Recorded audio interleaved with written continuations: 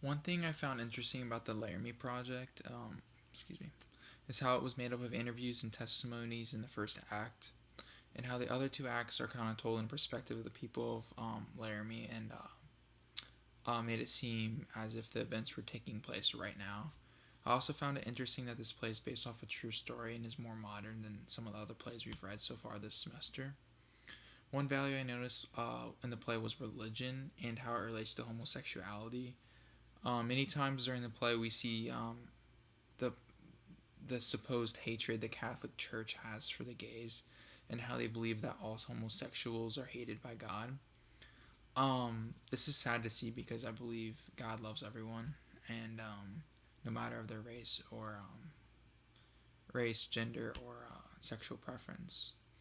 The other value that I noticed was punishment.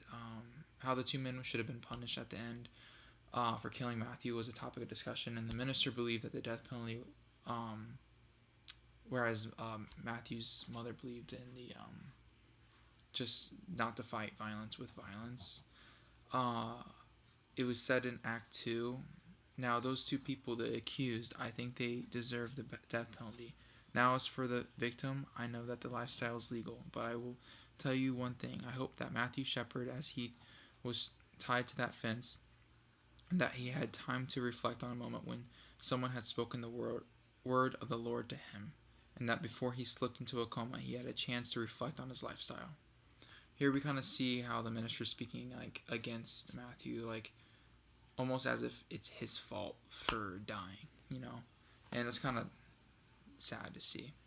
When reading the play, I wanted to look up the town of Laramie. I didn't think that the there were many words in the book that I didn't understand because of how it's kind of modern, but I kind of wanted to get a better understanding of the town of Laramie. Um, what I found was that it's made up of 36,000 people and is ranked about 50% Republicans and 50% Democrat. And I think this was kind of interesting to note. This is a recent poll, um, and I think it's kind of interesting to see it's kind of liberal and conservative, whereas maybe when this took place in 1998, that it was probably more of a conservative viewpoint. It seemed to be from reading the play.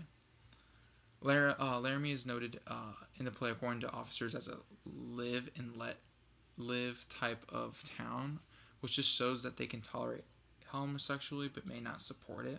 Homosexuality, not may not support it. I think the tectonic theater wants us to realize that there are many different views about homosexuality, and this can be applied to any social issue today. It's important to realize that there will be different views, but we are all human beings, and we are all different in our own ways. I also believe that this happens in Columbus today. Not everyone in Columbus is accepting of people's lifestyles and choices.